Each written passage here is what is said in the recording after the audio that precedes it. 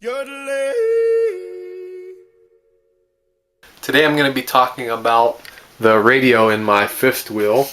It's also a DVD player, and it's called the Jensen Media Pro 5000.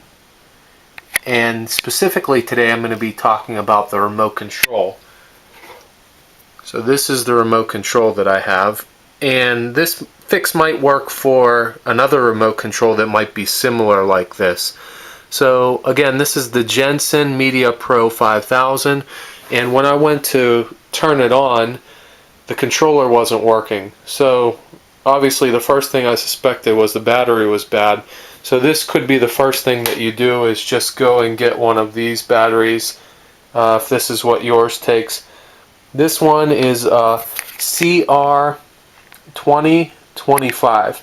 That's what this Jensen Media Pro 5000 takes. So you need to check the battery and maybe buy an extra battery.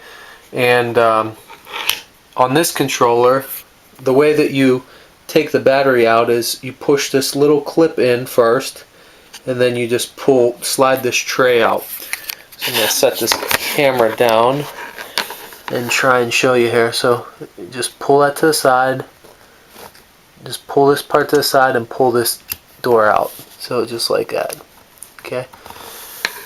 So you can change this battery, put the new battery in and see if it works. If it doesn't work, then it might be a problem with corrosion inside. So this worked for me. My battery ended up being fine, but the problem was, I'm not sure if you're even going to be able to see it in here, but inside here there's a spring,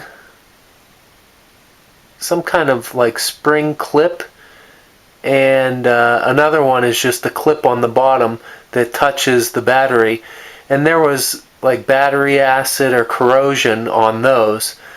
So I wasn't making a good contact with the battery, the metal onto the battery. So what I did was I took just some kind of knife that you have. I tried with a screwdriver, but the screwdriver was too big. So you might use a flathead screwdriver if it's thin enough. And you want to be careful not to damage any of the computer chips in there.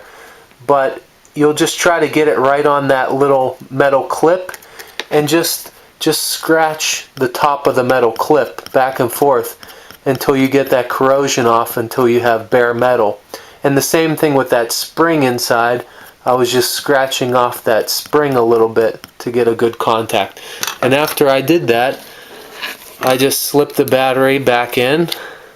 Actually, I blew out any dust or particles in there. And then I slipped that back in and hit the power, and it worked. Your ability to walk without discomfort. Your ability to continue. So that's an easy fix for the controller. Then you don't have to buy another controller. So again, the first thing would be to buy another battery and see if that works.